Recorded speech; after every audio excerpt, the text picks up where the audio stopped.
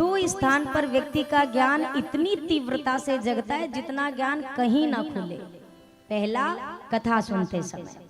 जब व्यक्ति कथा पांडाल में बैठा होता है ना, तो जो जिंदगी में भी कभी राम कथा में रुचि ना रखे, कुछ ना करे, वो भी लेकिन जब कथा में बैठता है तो गोस्वामी जी के मानस का प्रभाव ऐसा, वो व्यक्ति भी ज्ञान में आ जाता है।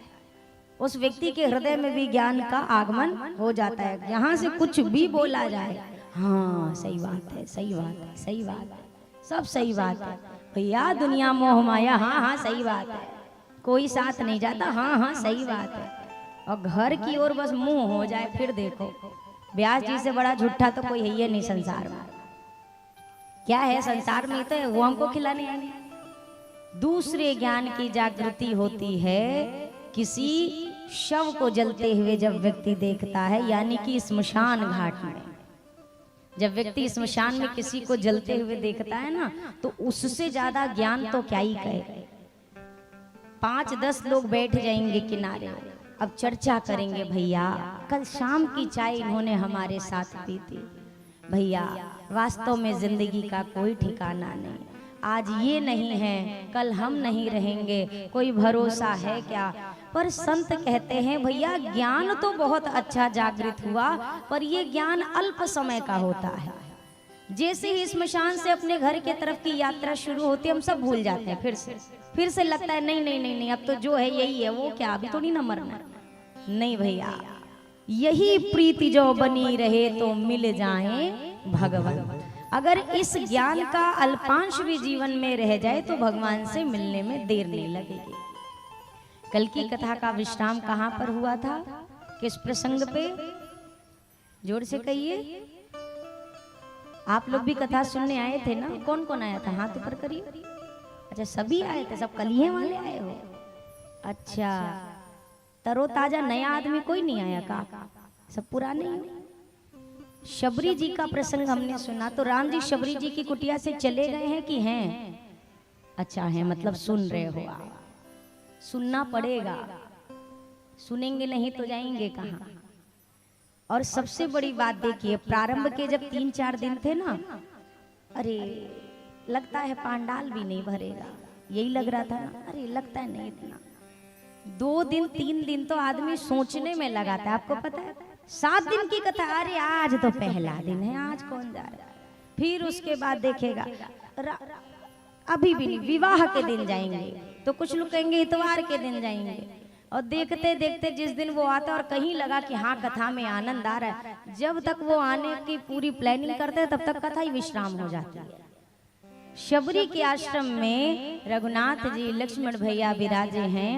शबरी मैया ने क्या कहा कि ही विधिया स्तुति करऊं तुम्हारी, ही विधिया स्तुति करऊं तुम्हारी, अधम जाति में जड़मति भारी, अधम जाति में जड़मत भारी, अधम ते अधम अधम अति नारी, अधम से अधम अधम अति नारी, तीन मह में मति मंद अघारी, तीन माह में मति मंद आधारी, कह रघुपति सुनो भामिनी बाता, कह रघुपति सुन भामिनी बाता, मानऊ एक भगति करनाता, मानहु एक भगति करनाता, जाति पाति कुल धर्म बढ़ाई, जाति पाति कुल धर्म बढ़ाई, धन बल परिजन गुण चतुराई, परिजन गुण चतुराई, मंगल भवन अमंगल हारी।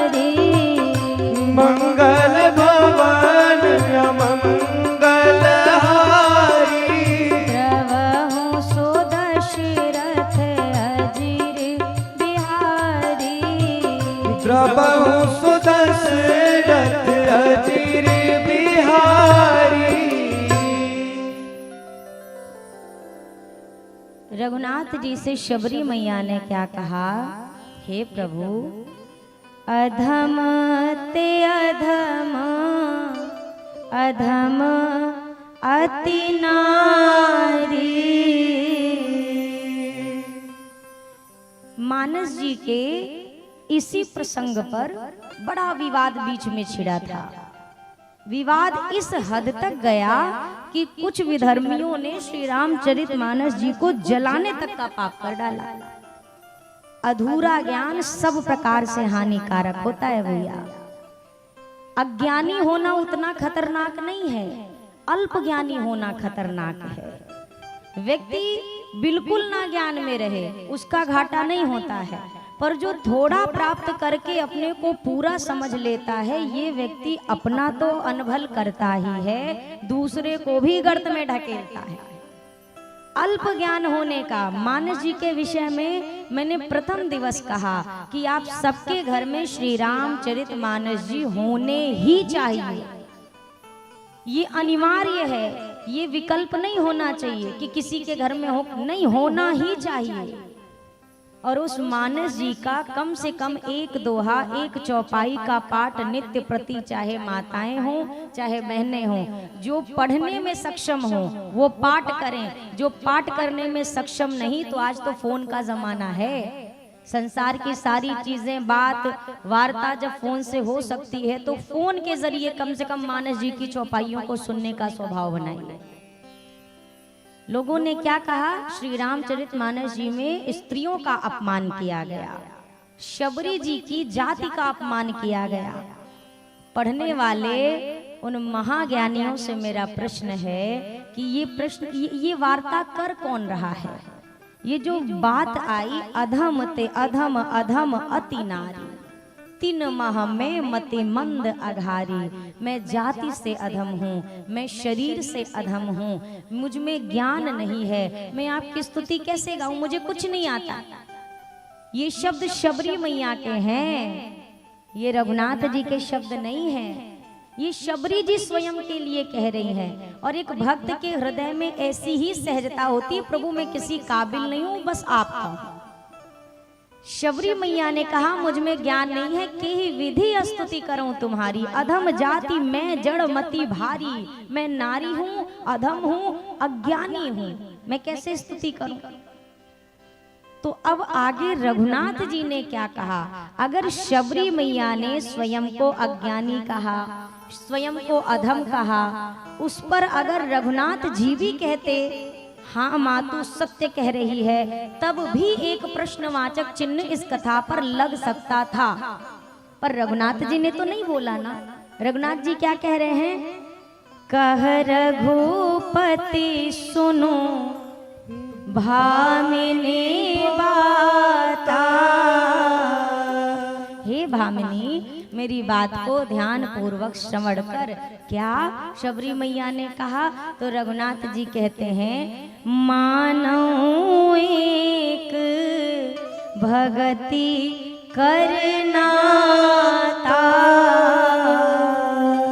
मैं संसार में एक नाते को मानता हूँ, उस नाते का नाम है भक्ति का नाता।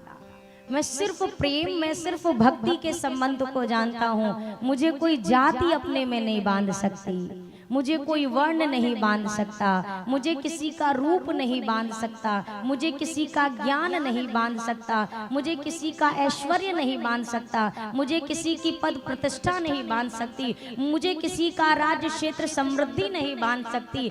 अगर मुझे बांधने की काबिलियत किसी में है तो वो केवट की नैया में हो सकती है, वो शबरी के बेर में हो सकती है, वो किसी दुर्योधन के 56 भोग में नहीं हो सकती।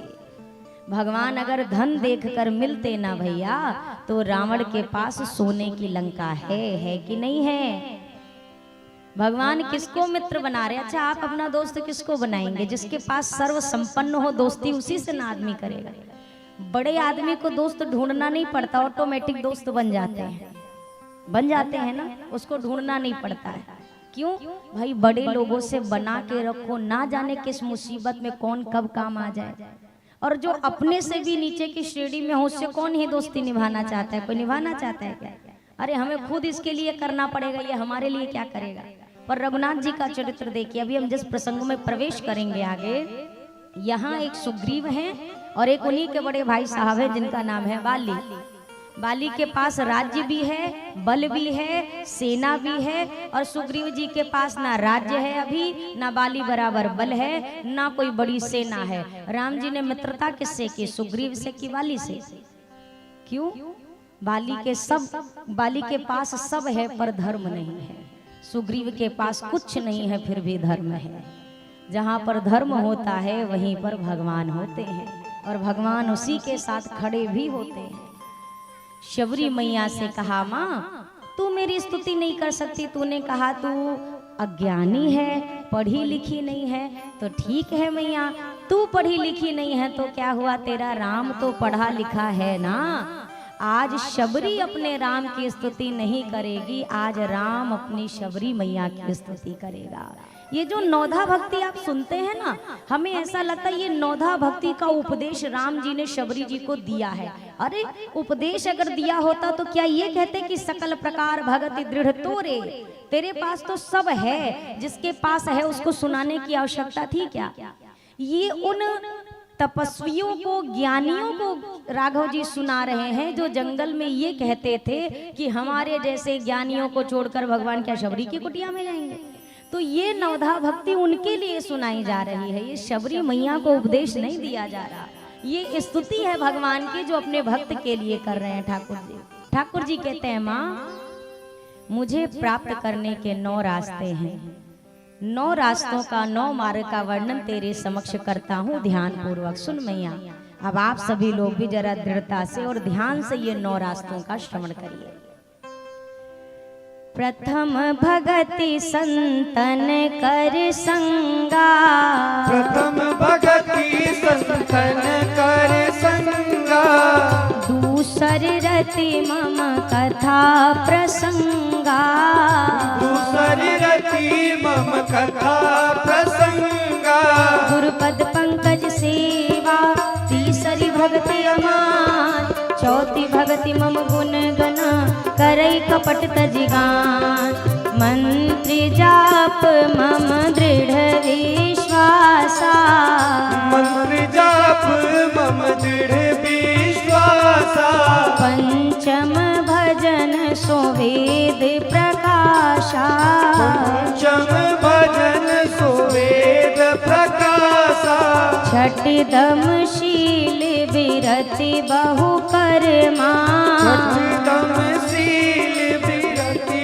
बहु कर्मा, निरत निरंतर सजन धर्मा, निरत निरंतर सजन धर्मा, सातव सम मोहिमय जग देखा, सातम सम मोहिमय जग देखा, मोते संत अधिक करि लेखा, मोते संत अधिक करि लेखा, आठव जथा लाभ संतोषा, आठहु जथा लाभ संतोषा, सपने हूँ नहीं देखई पर दोषा, सपने हूँ नहीं देखहि पर दोषा, नवम सरल सब सन छल हीना, नवम सरल सब सन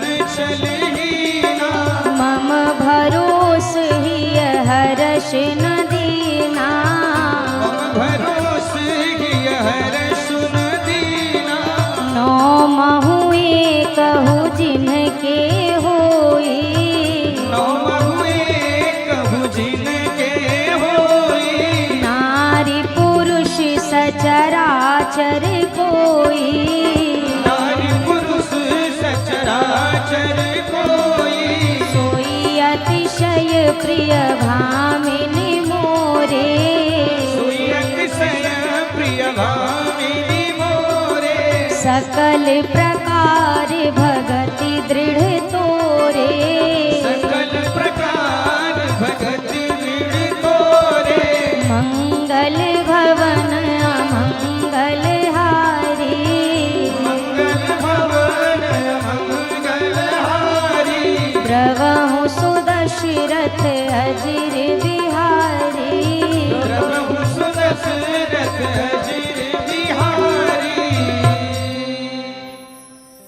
रघुनाथ जी ने 9 प्रकार की भक्तियां शबरी माँ के समक्ष गाई।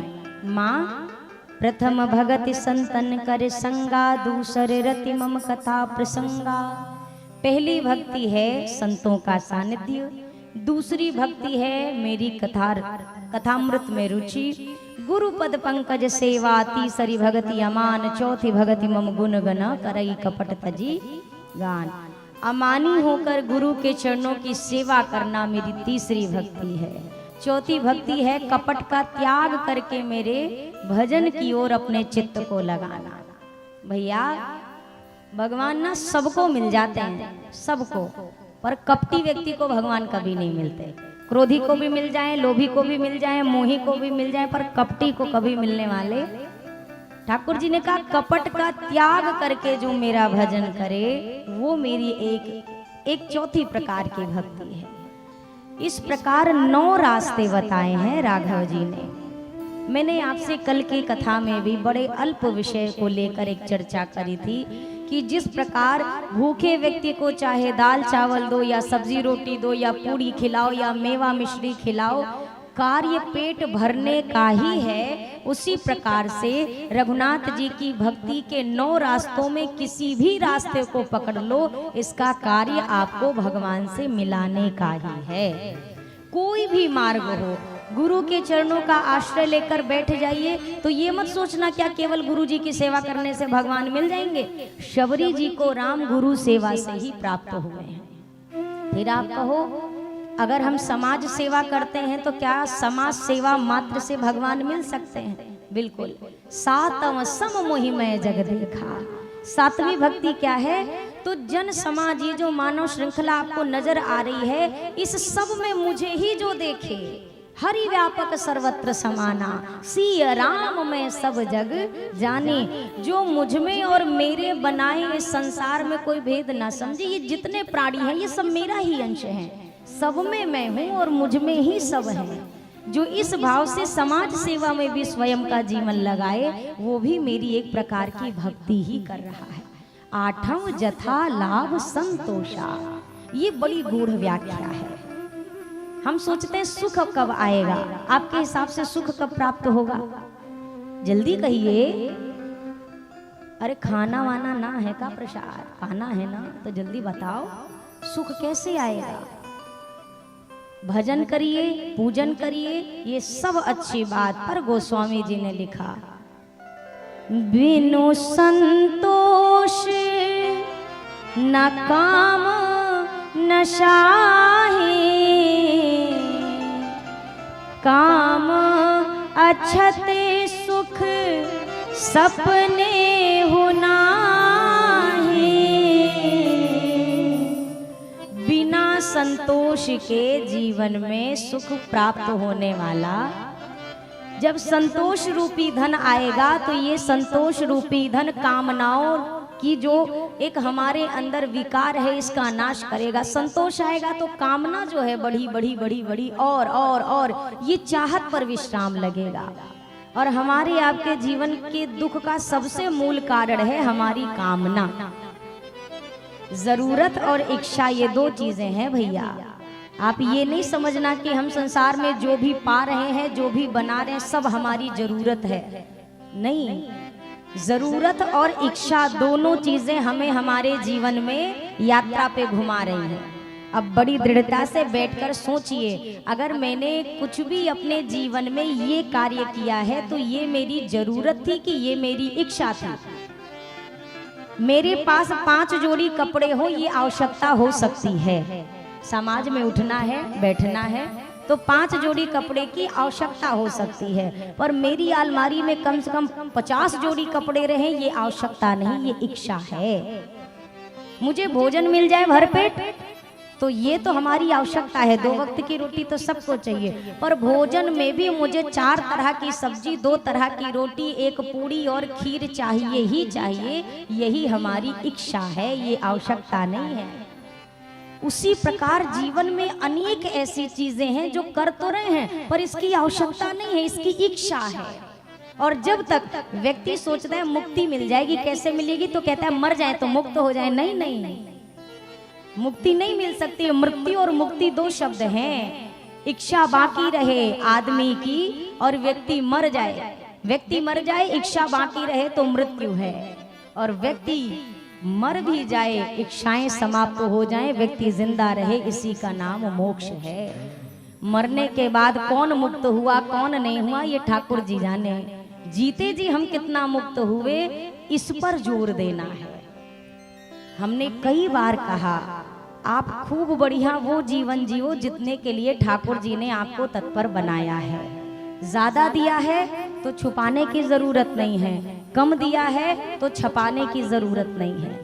ये दोनों चीजें करना भगवान से कपट है। और आज के समय में यही होड़ लगी है। अगर मेरे पास है तो मैं छुपाने में लगी हूँ, जेकरे पास नहीं है वो उधार मांग के दिखाने में लगा है। तो न वो सुखी है ना मैं सुखी हूँ। भगवान ने जितना दिया है ठाकुर जी से जाकर नहीं कपट करना चाहिए। ठाकुर जी ने 2-3 बार ये शब्द कहा, कपट ना हो, कपट ना हो। क्रोध भी नहीं कहा, लोभ भी नहीं कहा, मोह भी नहीं कहा। निर्मल मन जन सो मोहि पावा, मोहि कपट छल छिद्र ना क्रोध कह रहे, ना लोभ कह रहे, ना मोह कह रहे, बार बार कह रहे कपट मत करना मुझसे। ये कहने का मतलब जानते हैं क्या है? जैसे किसी भी होटल में जाओ, दुकान में जाओ तो कैमरे लगे होते हैं ना, और लिखा होता है आप कैमरे की निगरानी में हैं। इसका मतलब दुकानदार अगर कोई चोर भी घुस रहा है तो उसको संकेत दे रहा है, अरे भले मानुष चोरी मत करना, हम सब देख रहे हैं, मत करना ये काम, मैं सब देख लूंगा, तुम पकड़े जाओगे, तुम्हें दंड मिलेगा। वैसे भगवान भी कहते हैं तुम क्या मुझे छुपाने पे लगे हो, मैं सब देख रहा हूँ, मुझे कपट अच्छा नहीं लगता है, मत करो मेरे साथ, मुझे सब समझ आता है, मैं सब देखता हूँ। अगर तुम मनुष्य से छुपाओ तो मैं चींटी के रूप में तुम्हें देख लेता हूँ। तुम चींटी से छुपाने जाओ तो मैं हवा के रूप में तुम पर निगाह रख लेता हूँ। तुम मुझसे कहाँ तक भागोगे और कब तक भागोगे? इसलिए छुपाने का प्रयास ना करो। एक सज्जन थे, ठाकुर जी के मंदिर में जाएं और एकदम सबसे फटा वाला कपड़ा निकाले पूजा के टाइम और जाके ठाकुर जी से कहें, नहीं विद्या नहीं बाहुबल नहीं खर्चन को दाम। और अपने शहर के लखपति आदमी थे, 20-30 लाख रुपए तो बैंक में रखे थे और सारा पूरे जितने सबको पता था। लेकिन जब भगवान के पास जाए फटही वाली गमछी निकाले, लपेटे और जाके भगवान से कहें, नहीं विद्या नहीं बाहुबल नहीं खर्चन को दाम। एक महात्मा जी रोज सुनते थे। एक दिन उन्हीं के पीछे खड़े थे। अब इसने यही दोहा बोला, नहीं विद्या नहीं बाहुबल नहीं खर्चन को दाम। तो संत से नहीं रहा गया, आज पीछे खड़े खड़े बोल दिए, अरे 30 लाख हैं बैंक में सो नहीं जानत राम। हाँ भैया, भगवान को कहाँ ही पता कि तुम्हारे अकाउंट में कितना है। अरे भैया, इस अकाउंट की संपत्ति छुपाने पे लगे हो, पर सही मायनों में अगर देखा जाए, व्यक्ति सोचता है मैं इतना जमा कर लूं तो मेरे इस समय पर ये धन इतना काम आएगा। व्यक्ति जब 90 वर्ष की, 80 वर्ष की, 60 वर्ष की आयु में पहुंचता है ना भैया, और मान लो भगवान ना करे हम बीमार हो गए, संयोग ऐसा रहा हम बीमार हो गए, अकाउंट में चाहे 1 करोड़ रुपए पड़े हों, पर उस 1 करोड़ में से 1 लाख रुपए भी मेरी बीमारी में लगेगा कि नहीं लगेगा, ये हम आप नहीं तय करेंगे, ये घर के बच्चे तय करेंगे। कितने भी पैसे पड़े हों, व्यक्ति सोचता है कि नहीं हम इतना बना के रखें। जीवन भर व्यक्ति कमाता है, खर्च नहीं करता, बचाता है। किस लिए? बाद में करेंगे। और जिस पल के लिए वो बचाता है, उस पल ये उस पैसे को भोगने के, खर्च करने के लायक ही नहीं रह जाता। आज अच्छा पहनने की उम्र है, आज ना पहनिए, कहिए नहीं ये और बनाएंगे, बाद में पहनेंगे। आज आप 5,000 की साड़ी पहनो, आप 10,000 का पैंट शर्ट का सेट पहनो, अभी उम्र है, शोभा देगी। आप 90 साल की आयु में जाके लुइस विटॉन में बैठेंगे, कहेंगे आज ब्रांडेड कपड़ा निकालो, अशोभनीय लगेगा, अच्छा नहीं लगेगा। एक गिलहरी केवल वो अखरोट होता है ना, अखरोट इकट्ठा करती थी, क्या सोचे बाद में खाऊंगी और जमा कर लूं, और इतना जमा कर लूं कि बस एक दिन बैठ के खाती ही रहूंगी। इतना जोड़ा 1 बोरी अखरोट हो गए। आज सोचा कि लाओ आज अखरोट खाना शुरू करूं, अब तो इतना हो गया कि मरते तक चलेगा। जब खाने के लिए बैठी तो क्या देख रही है, कोई दांत ही ना बचे। अब दांतों से अखरोट टूट ही नहीं रहा, तो वो गिलहरी हम और आप हैं। ऐसा ना हो, आज अच्छा पहनने का, पैरों में बढ़िया ब्रांडेड पहनो, ठाकुर जी ने दिया है तो काहे को छुपाने की जरूरत है। कल को पैर कांपेंगे तो कांपते हुए पाँव में भैया जूते ना अच्छे लगते, हाथ में लाठी अच्छी लगती है, फिर नहीं कर सकते। भजन और ठाकुर जी के द्वारा प्राप्त समृद्धि, ये दो चीजें जितना जल्दी जल्दी आप इसका आनंद ले सकते हो लेते रहो। धन की 3 गति है, दान दिया संग लगे, खाया पिया अंग लगे, बाकी सब जंग लगे। दान देंगे तो संग जाएगा, खा पी लेंगे तो भाई यहाँ के सारे सुख समृद्धि का आप लाभ लेंगे, लेकिन जो ना खाए और ना खर्चे उसका धन तो फिर जंग ही लगता है, वो अपने काम आने वाला नहीं है। तो शबरी मैया 9वीं भक्ति है सरलता, सहजता। सरल होना बड़ा कठिन है। सरल लिखने में इतना सरल है, ना कोई मात्रा, ना कोई डंडी, ना कोई बिंदी, कुछ नहीं है, इतना सरल। सरल लिखना इतना सरल, पढ़ना भी सरल। छोटे बच्चे को भी कह दो जो भी केवल वर्णमाला जोड़ जोड़ के पढ़ता हो, उससे भी को बेटा पढ़ के दिखा, वो भी कहेगा स र ल, वो छोटा बच्चा भी पढ़ लेगा। छोटा बच्चा भी सरल को पढ़ तो सकता है, पर बड़ा व्यक्ति भी सरल बन नहीं सकता। सरल बनना सबसे बड़ी मुसीबत है। सरल का मतलब हमारा वास्तविक स्वरूप जानते हैं क्या है? ये नहीं है जो हम सब बैठे हुए हैं, ये हमारा वास्तविक रूप नहीं है। हम अकेले बंद कमरे में कैसे रहते हैं, जब हम अकेले हो, हमारे साथ कोई ना हो, उस एकाकी कमरे के भीतर मैं जो कार्य कर रही हूं या आप जो कार्य कर रहे हैं, वही आपका असली जीवन है। अकेले बंद कमरे में बैठकर अगर भगवान का नाम निकल रहा है, इसका मतलब आप भगवत मार्ग के पथिक हैं। अकेले एकांत में बैठकर अगर विषयों का चिंतन हो रहा है, इसका मतलब हम विषयी हैं। अकेले एकांत में बैठकर अगर केवल धन की ओर बुद्धि चल रही, कहां से लाऊं, कैसे करूं, क्या व्यवस्था करूं, इसका मतलब जोड़ गांठ व्यापार, बस इसमें बुद्धि लगी हुई है। हम अकेले एकांत में किस रूप में हैं, ये मेरा स्वरूप है।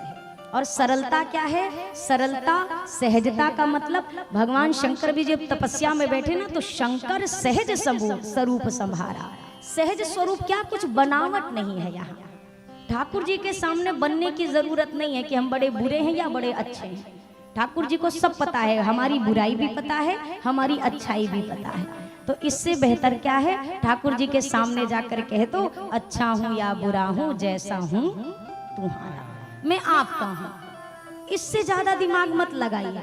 और व्यक्ति अगर सरल हो, आपको कई घटनाओं, ज्यादा समय तो नहीं है लेकिन फिर भी आपसे कहूं, सरल व्यक्ति को भगवान बहुत जल्दी मिलते हैं। ध्रुव जी का आप क्या सोचोगे, प्रहलाद जी का आप क्या कहोगे, नामदेव जी का क्या है जीवन, कर्माबाई का क्या है जीवन। यहाँ पे ऐसा नहीं कि ये माला लेके बैठ रहे हैं सब। कर्माबाई को क्या पता था? कर्माबाई क्या मंत्र जाप कर रही थी? नहीं। पिताजी ने कहा ठाकुर जी को भोग लगा देना, नामदेव जी से कहा भोग लगा देना ठाकुर जी को। अब नामदेव जी को लगा, भोग लगाने का मतलब जैसे हम खाते वैसे भगवान भी खाते होंगे। पिताजी चले गए, अब नामदेव जी छोटे से भोजन की थाल रखी, पर्दा लगा दिया, बैठे हैं, सोच रहे 4 रोटी लाए हैं तो 2 तो खा ही लेंगे, 2 बचेगी। पर्दा खोल के देखा, 4 की 4 वैसी की वैसी धरी। फिर बोला अरे खा लो नहीं, बाबूजी हमको बहुत मारेंगे, बोलेंगे मैंने ठीक से खिलाया नहीं, खा लो सरकार।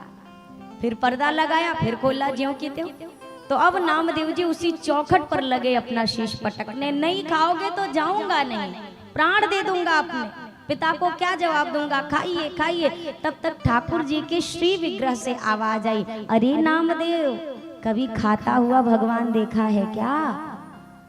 तो नामदेव जी ने कहा हमने तो बोलता हुआ भगवान भी नहीं देखा था, बोल रहे हो ना तो खा भी लो।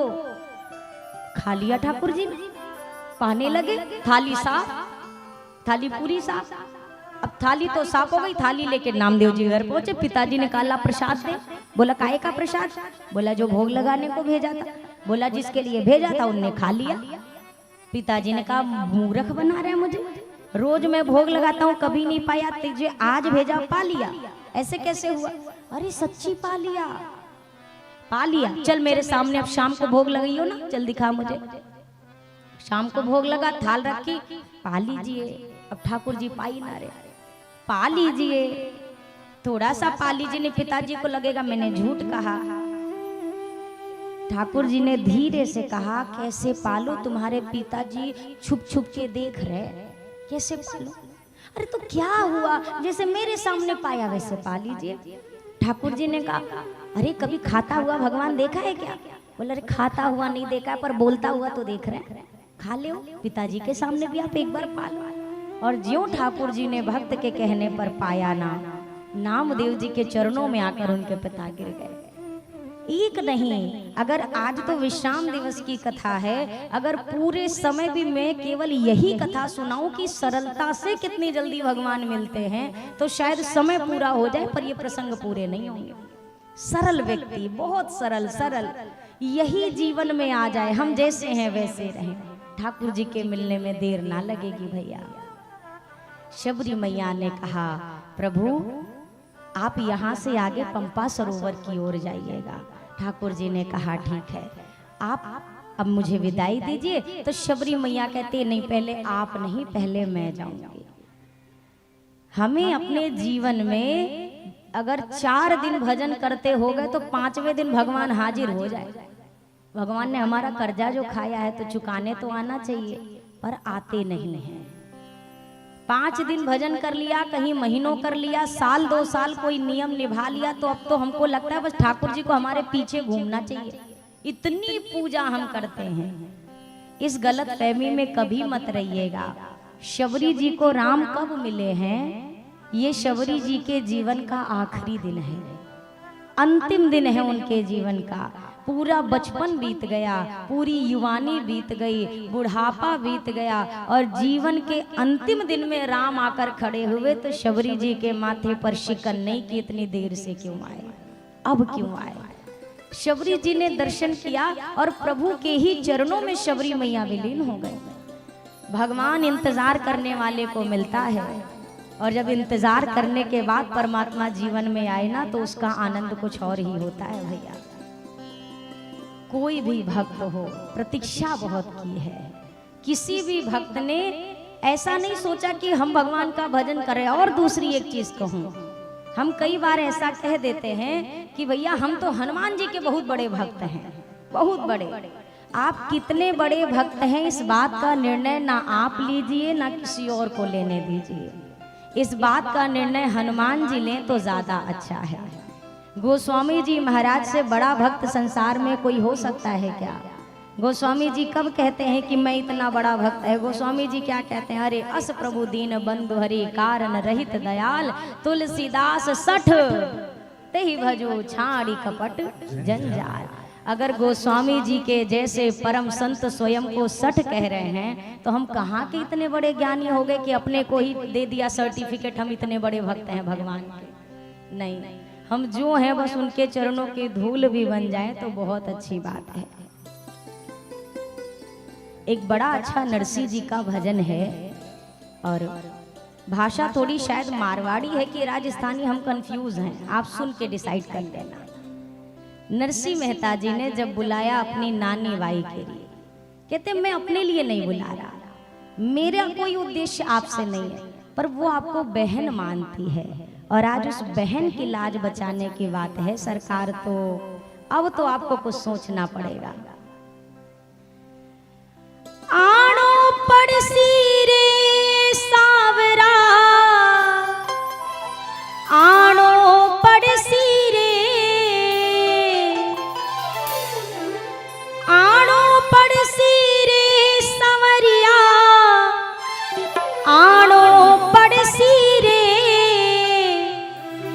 थारो नरसी करे पुकार सांवरा, आनो पड़सी रे, थारो नरसी करे पुकार सांवरा, आनो पड़सी रे, थारो नरसी करे पुकार सांवरा, आनो पड़सी रे, थारो नरसी करे पुकार सांवरा, आनो पड़सी रे, भरनो पड़सी रे सांवरा, भरनो पड़सी रे, भरनो पड़सी रे सांवरा, सब कहिए, भरनो पड़सी रे,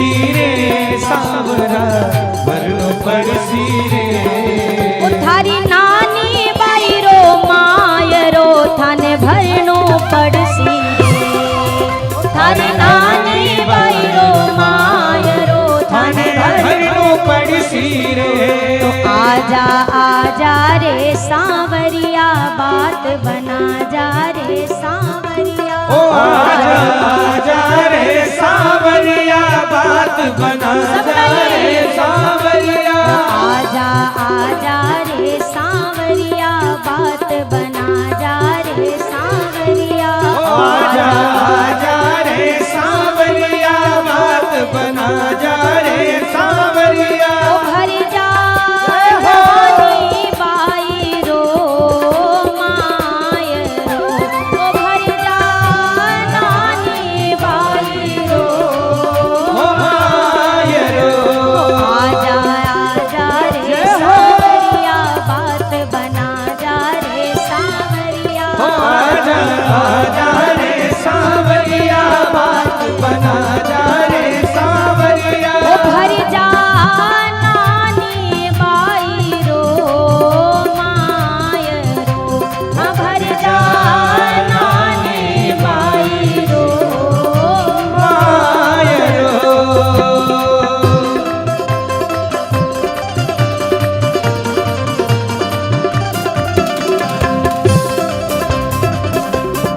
बोलिए सांवलिया सेठ की जय हो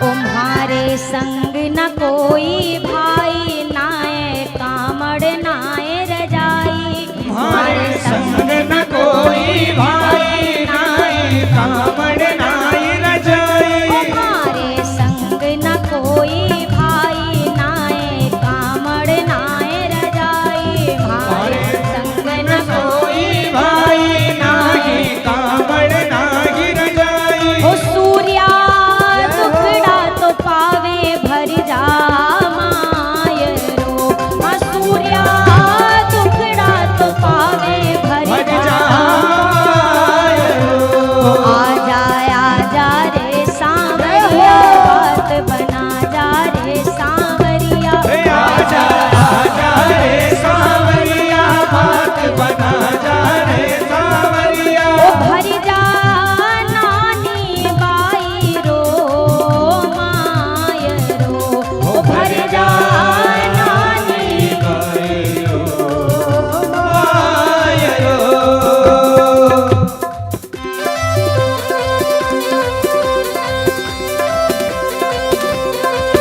जय हो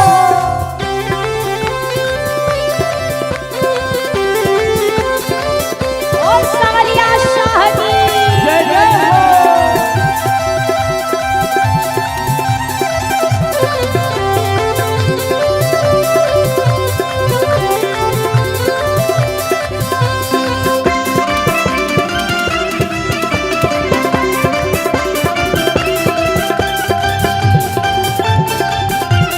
बोल भात के भरैया दी जय हो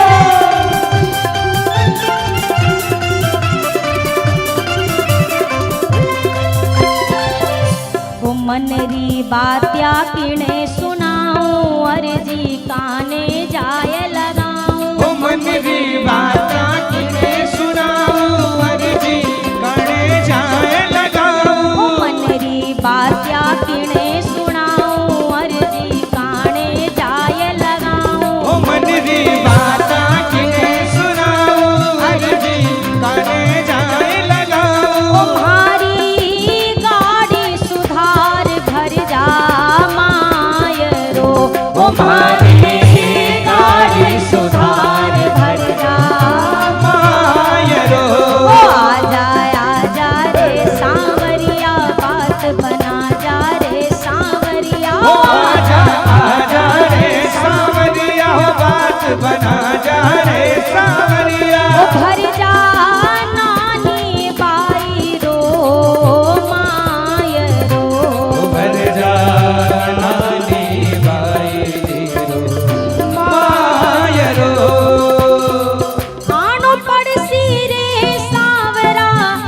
आनो पड़सी रे आनो पड़सी रे सावरा आनो पड़सी रे आनो पड़सी रे सावरिया आनो पड़सी रे आनो पड़सी रे सावरिया आनो पड़सी रे थारो नरसी करे पुकार सांवरा आनो पड़सी रे थारो नरसी करे पुकार सांवरिया आनो पड़सी रे भरनो पड़सी रे सांवरा भरनो पड़सी रे ओ वरनो पड़सी रे सावरा वरनो पड़सी रे ओ थारी नानी बाईरो मायरो थाने भरनो पड़सी रे ओ थारी नानी बाईरो मायरो थाने वरनो पड़सी रे आजा आजा रे सांवरिया बात बना जा रे सांवरिया ओ आजा आजा रे सावरिया बात बना जा रे सावरिया भर जा नानी बाई रो मायरो भर जा नानी बाई जीरो मायरो और जरा सब मेरे साथ कहिए बड़े नखरे करते हैं ये। इनको नखरे बहुत आते हैं ठाकुर जी को इनका नखरा निकलवाना है ओ नखरो छोड़ दे सांवरिया मासू प्रेम बढ़ा ले रे नखरो छोड़ दे ओ नखरो छोड़ दे सावरिया मासू प्रेम बढ़ा ले रे नखरो छोड़ दे नखरो छोड़ दे सांवरिया मासू प्रेम बढ़ा ले रे नखरो छोड़ दे नखरो छोड़ दे सावरिया मासू प्रेम बढ़ा ले रे नखरो छोड़ दे नखराला कान्हा प्रेम को काए लागे मोल नखराला कान्हा प्रेम को गाई लागे मोर नखराला कान्हा प्रेम को काए लागे मोल नखराला कान्हा प्रेम को गाई लागे मोर तने सौगंध है मारी जरा हंस हंस के तू बोल तन सौगंध है मारी जरा हंस हंस के तू वो और जब भी मैं बतलाऊं कान्हा गर्दन टेढ़ी राखे है जब भी मैं बतलाऊं कान्हा गर्दन तेरी राखे अरे जब भी मैं बतलाऊं कान्हा गर्दन टेढ़ी राखे है जब भी मैं बतलाऊं कान्हा गर्दन तेरी राखे बड़ो ही महंगो हो गयो थोड़ो बड़ो ही महंगो हो गयो थोड़ो भाव घटा ले रे नखरो छोड़ दे वो नखरो छोड़ दे सावरिया मासू प्रेम बढ़ा ले रे नखरो छोड़ दे नखरो छोड़ दे सावरिया मासू प्रेम बढ़ा ले रे नखरो छोड़ दे नखराला कान्हा मत ना तू जीव जड़ा नखराला कान्हा मत ना तू जीव जड़ा अब छोड़ तेरा नखरा भगत्या सुनैन मिला छोड़ तेरा नखरा भगत्या सो प्रेम बढ़ा अरे 24 घंटा बैठ्यो बैठ्यो फूंक लगावे बंसी में 24 घंटा बैठो बैठो भूख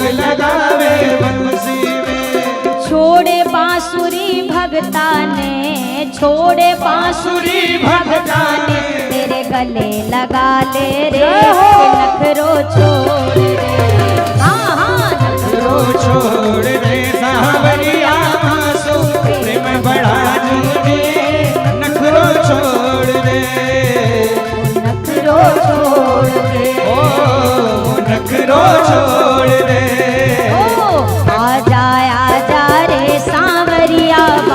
बना जा रे सांवरिया। आजा दोनों हाथ ऊपर करिए, सांवरिया बात बना जा रे सांवरिया। आजा आजा रे सांवरिया, आजा आजा रे सांवरिया बात भर जा नानी बाई रो माय। हाँ भर जा नानी बाई रो। दोनों हाथ ऊपर करिए और प्यार से कहिए, ओ आजा आजा रे सांवरिया बात बना जा रे सांवरिया। आजा आजा रे सांवरिया बात बना जा रे सांवरिया। भर जा नानी बाई रो माय रो। भर जा नानी बाई रो माय रो। भर जा नानी बाई रो माय रो। भर जा नानी बाई रो माय रो। भर जा नानी बाई रो माय रो। भर जा नानी बाई रो माय रो। हो आजा आजा रे सांवरिया बात बना जा रे सांवरिया। ओ भर जा नानी बाई रो